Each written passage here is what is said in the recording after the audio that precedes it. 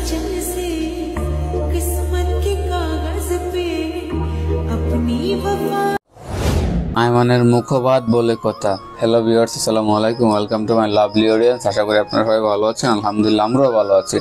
আজ আমাদের কলিজার টুকরা আইমানের মুখবাদ। তাই আমরা এইভাবে বেলুনগুলো ফুলাচ্ছি। আমাদের ঘরটা সুন্দরভাবে সাজাতে হবে। দেখতে পাচ্ছেন অল্প সময় এতগুলো বেলুন আমি আর নাজমুল মিলে ফুলাইলাম। বেলুন ফুলানোর কাজ শেষ, এখন আমাদের ডেকোরেশনের পালা। আমি আস্তে আস্তে বেলুনগুলো বাঁধতেছিলাম। ওদিকে ছোট বাচ্চারা বেলুনগুলো নিয়ে কি একটা খুশি পাইতেছিল। ওরা দেখতে পাচ্ছেন কিভাবে খেলাধুলা করতেছিল। আসলে ওদের জন্য হয়তো আমাদের এই অনুষ্ঠানটা করা। ওদিকে আমাদের বেলুন ফুলানোর কাজটাও শেষ হয়ে গেছিল।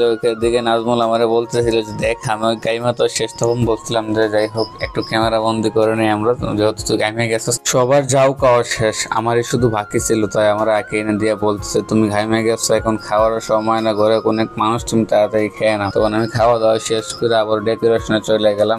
ডেকোরেশনের কাজগুলো তাড়াতাড়ি করতে হবে। রাত বাজে 10:30। নাজমুল আমারে বলতেছিল এখানে এতগুলা বেলুন কিভাবে আমরা 11টার ভিতরে শেষ করবো। তখন আমি একটু স্পিডে কাজগুলো করা শুরু করলাম। যে যদি স্পিডে কাজগুলো করতে শুরু করতো তখন কিন্তু বেলুনগুলো একের পর এক বেলুনগুলো ফাটে গেছিল।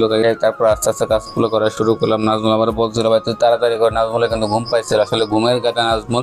তখন আমার দেখাইতেছে দেখ এতগুলো বেলুন আমরা কিভাবে এত 11টার ভিতরে শেষ করবো। কারণ আমাদের অনুষ্ঠানের ডেট ছিল 11:30। কারণ অনেকগুলো মানুষ আমাদের ঘরে ইতিমধ্যে আইসে পৌঁছেছে। আসলে সবাই ভাবছো যে আমরা আগে হয়তো বা কেক কাটবো, তখন আমাদের আগে হয়তো বা কেক কাটার হবে না ভাবছিলাম। যাই হোক আমরা আস্তে আস্তে কাজগুলো করা শুরু করে দিলাম। আমাদের কলিজের টুকরা আইমানের মুখবাদ বলে কথা। আইমানের আম্মু আমারে বলছিল যে আজকে আমার আইমানের মুখবাদ, তুমি আমার ঘরটা সুন্দরভাবে সাজাই দিবা। তখন কি আর তার মুখের কথা না করে থাকা যায়। আমার আম্মুও বলছিল যে আজকে আমাদের ঘরটা সুন্দর করে সাজাতে হবে। যদি আমাদের আইমান আমাদের প্রথম নাতি এবং পরিবারের প্রথম সদস্য।